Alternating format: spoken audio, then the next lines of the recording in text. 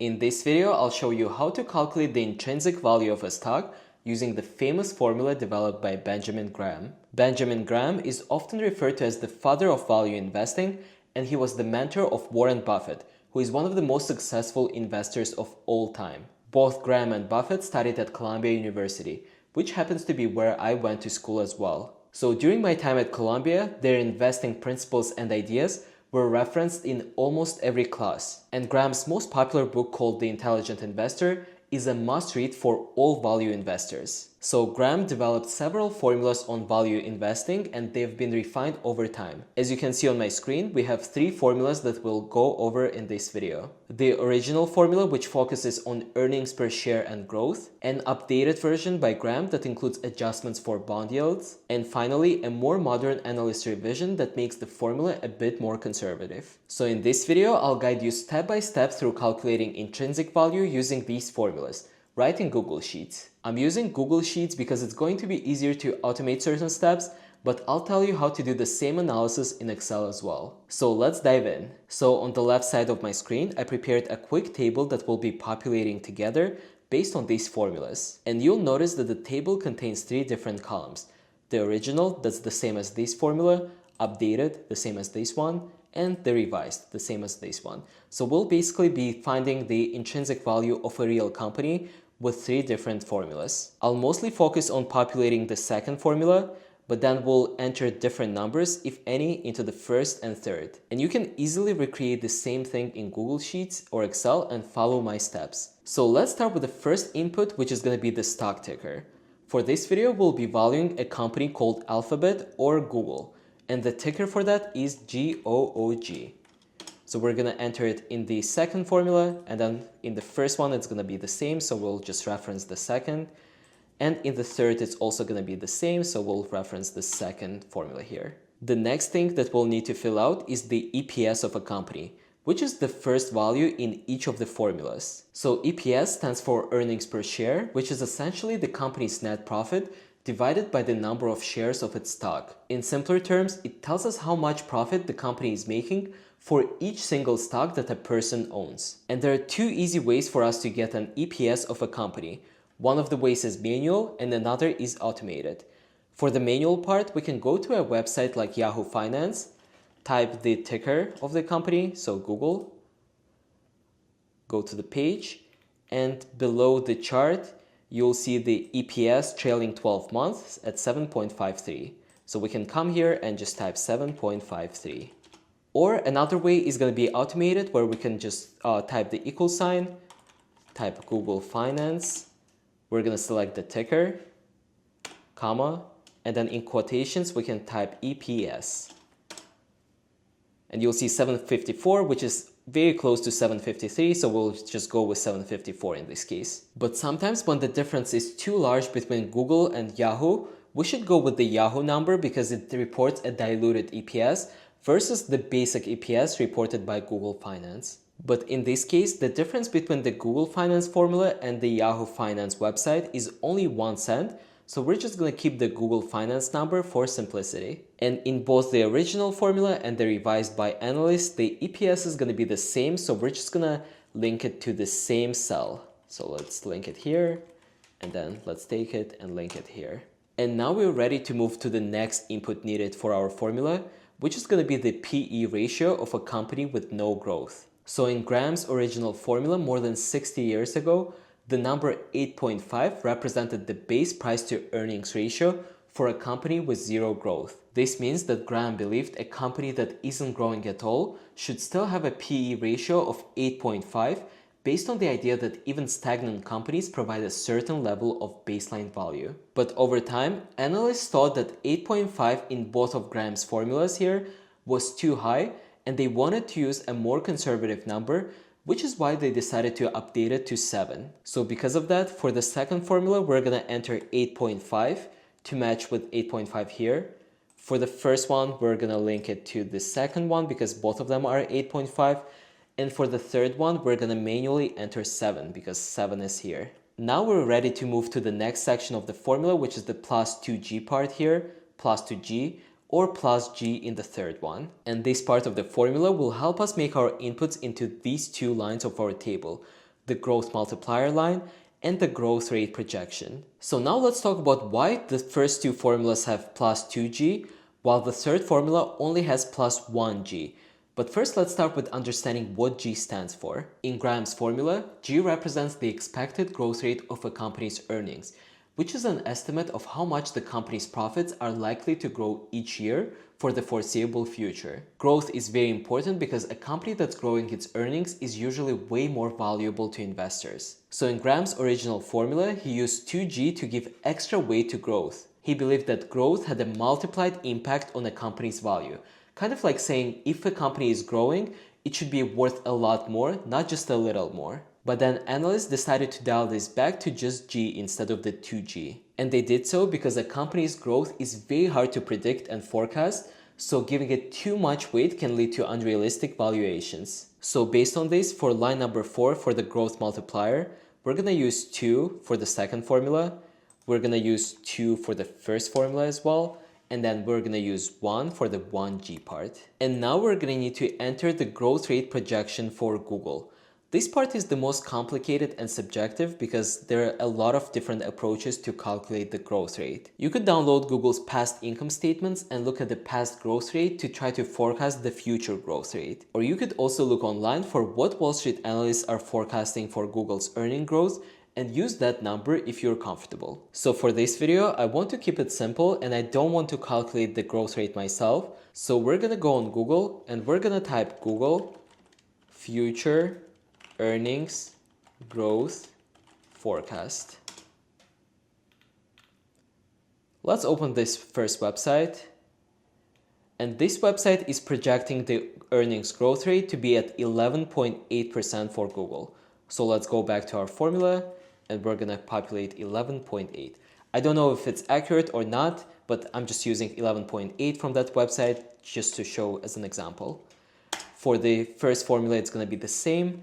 And for the third formula, it's going to be the same as well. So we're using basically the same G in all three of our formulas. Alright, so now let's talk about the times 4.4 in our second and third formula that doesn't exist in the first one. So this 4.4 number basically comes from the average yield of AAA rated corporate bonds back in 1962. It was used by Benjamin Graham as a reference point for valuing stocks. He decided to add it into the second version of his formula, and it remained as 4.4 in the formula ever since, as it acts like an anchor now. It basically helps to adjust for changes in bond yields over time. So when we use the latest bond yield as of today in this Y part of the formula, we compare it to 4.4 baseline to keep everything consistent, even though bond rates have changed over the years. 4.4 is like a fixed point that makes the formula still work in today's market. So let's go back to the table lines 6 and 7. For line 6, formula number 2, we're going to populate it as 4.4. For formula 3, we're going to use the same number, so let's reference it to the second formula. And for formula 1, because we don't have it in the formula, we're just going to have to put 1. So the only thing left for us to populate is line number 7 for current AAA corporate bond yield, and we can easily find it on Google. I'm just going to go on Google and type AAA corporate bond yield. I'm going to scroll down and I'll select this US corporate AAA effective yield. And then in the chart, you'll see the number 4.95 as of today. So I'm going to go back, type 4.95 for the Y part here on the second formula. For the third formula, it's going to be the same Y, so we're going to use 4.95. And since the first formula doesn't have the Y, we're just going to put 1 here. So now we have all the inputs in our table needed to calculate the intrinsic or fair value of the stock in line number 8. But first, let me quickly populate lines number 9 to 12 for the current stock price, the 52-week high, and the 52-week low, because we'll have to compare the fair value of the stock to the current stock price. So for the current stock price, we're just going to use the Google Finance function, and we're going to select a ticker.